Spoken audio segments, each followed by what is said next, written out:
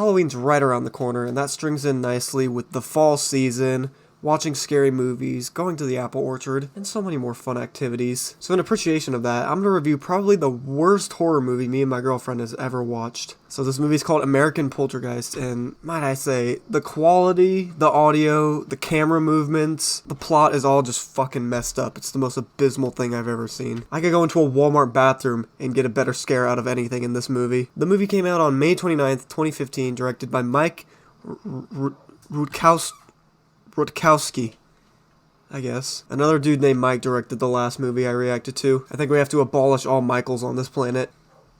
My dad's name is Michael. Anyways, this movie has a whopping 2.1 on IMDb, a remarkable 7% on Rotten Tomatoes, and a 2.4 out of 5 on Hulu. You gotta give it up for Mike Rutkowski. Absolutely knocked it out of the ballpark with this one. Likewise with the last movie I reviewed, I'm gonna try and condense and summarize this as best as I can, considering it's an hour and 30 minutes long, and you know I really hate long videos. So ladies and gentlemen, grab your popcorn, grab your shitty Halloween decorations, and let's dive into a horrible deception of a horror movie. So right off the bat, we can tell that the quality is just a little under budget. The camera movement, the audio, the quality of the video. But hey, I can't be too harsh to judge. What I can be hard to judge on is how bad the lady in red's acting is. Excuse me, where's your restroom? It's in the foyer next to the front door. Anyways, they walk into this little bar room. What the fuck was that? Then we have this overdramatic brunette who checks up on how she looks every 5 fucking seconds. Like, I'm gonna be honest, they overdid all of their personality traits in this. There's one dude that gets shitty at everything. There's one lady that gets scared of everything. And then we have that brunette that thinks she has to look pretty 24/7. Did I mention how poorly they tried to make it scary? Like, shiver me fucking timbers. Jesus Christ, I'm gonna shit my pants after watching this. I haven't really talked about the movie that much. I've just been bashing it for no reason. Basically, 5 college friends rent out a house, like an Airbnb. The owner's fucking weird. There's a poltergeist in the mansion. They all end up dying. Sorry, spoiler alert. Here's another bit of this lady in red acting. You have a little girl? No kids. I don't know why I said lady in red because clearly she's an orange, but she's a fucking robot, I can already tell. This cop's practically unnecessary for the whole movie.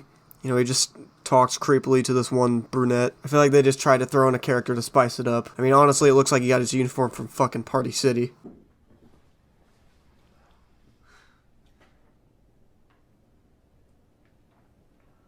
What the fuck is this? It's so awkward to watch. Jesus Christ. Then this brunette lady named Taryn hears a noise. And like any bad horror movie, she goes towards the danger. I swear to God, anybody like her ends up going to the danger where they either get scarred or killed.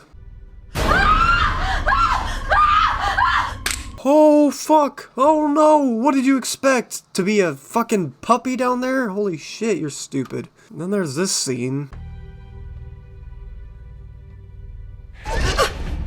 I honestly just see it as a piece of shit flying through the air, not really that scary, I'd be more just questioning it. Then they try and make it seem like there's an apparition, but in reality it just looks like an ugly fucking mannequin. The owner of the house hears a noise upstairs and she looks up in probably the weirdest fucking way possible. She hears the noise and goes like this. That honestly really hurt, I'm not gonna do that again. Then this happens.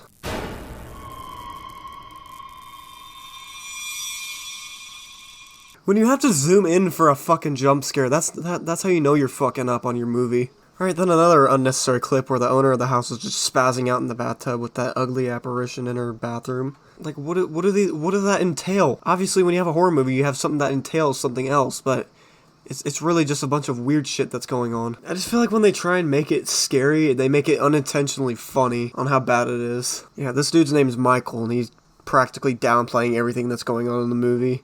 I really fucking hate him. Fuck you, Michael. Shortly after, Taryn finds out that the owner of the house is her stepmom. Her mom hung herself in the bedroom she's in right now. Her grandparents were murdered in the basement, and her dad abandoned her in that same house. But hey, it's not like any of them can leave because all their cars can't start. I like how they literally had to add sound effects to the cars. Alright, so then Nikki, the brunette, throws a party because it's her birthday. Then you got Taryn on her laptop. Psych! A bitch is doing cocaine. What a harsh fucking cut. They all head out to the party, but can we just listen to this fucking music?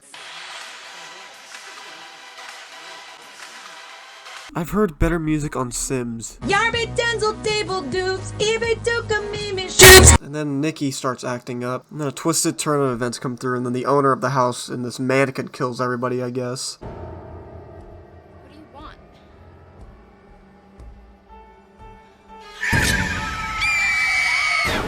I swear to God, it's like, this is probably the best part of the movie because of how horrible it is.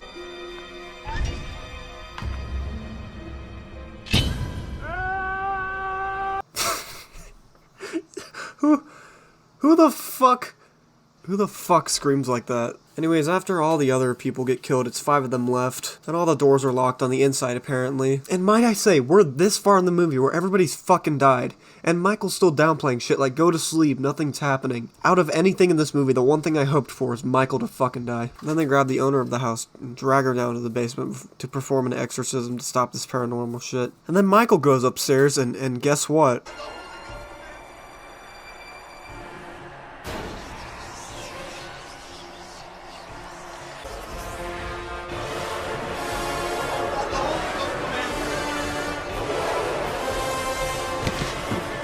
Take that, Michael. You little sack of shit. Shouldn't have downplayed everything, cause now you're dead, Michael. Fuck you. Then the dude with long hair kills himself the next morning. And then near the end of the movie, we have the owner of the house that's crying like a fucking dead animal.